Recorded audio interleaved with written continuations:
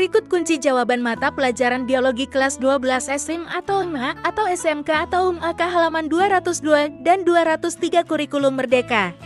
Halaman tersebut tercantum dalam bab 4 yang berjudul Inovasi Bioteknologi. Pada halaman 202 dan 203, siswa diminta untuk mengerjakan soal pada aktivitas 4. 11. Kunci jawaban ini digunakan sebagai panduan dan pembanding oleh orang tua untuk mengoreksi pekerjaan anak. Aktivitas 4,11 mengenal teknologi kultur jaringan. 1. Bentuklah kelompok beranggotakan 3-4 orang. 2. Baca dengan cermat jurnal di link berikut. 3. Diskusikan pertanyaan-pertanyaan berikut. A. Apakah dasar teori untuk kultur jaringan? Jawaban, teori yang mendasari teknik kultur jaringan, yaitu teori sel dan teori totipotensi. Sel merupakan unit reproduksi yang menyatakan bahwa setiap sel berasal dari sel. Sel merupakan hasil reproduksi dari sel sebelumnya. Jadi, satuan terkecil dalam reproduksi adalah sel. Adapun teori totipotensi menyatakan bahwa setiap sel memiliki kapasitas untuk beregenerasi membentuk tanaman secara utuh dengan sifat yang sama persis dengan induknya.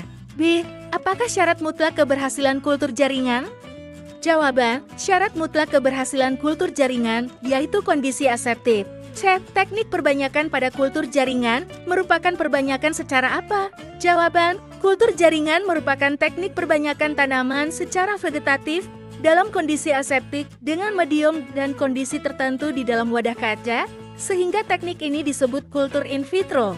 D. Jenis tanaman apa sajakah yang dapat diperbanyak dengan kultur jaringan?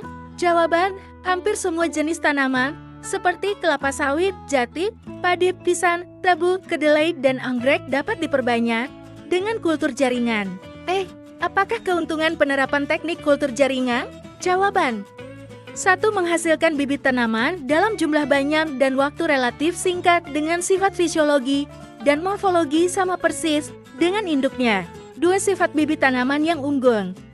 3. Bibit tanaman terhindar dari hama penyakit. 4. Pengadaan bibit tanaman tidak bergantung musim. F. Berikan saran perbaikan terkait proses dan pemanfaatan kultur jaringan bagi kehidupan. Jawaban, perlu insentif dari pemerintah bagi kelompok masyarakat dalam membangun laboratorium kultur jaringan sehingga harga bibit yang dihasilkan lebih murah. Perlu pelatihan dengan bahasa yang lebih mudah agar masyarakat mempunyai keahlian dalam mengerjakan pembuatan bibit tanaman dengan teknologi kultur jaringan.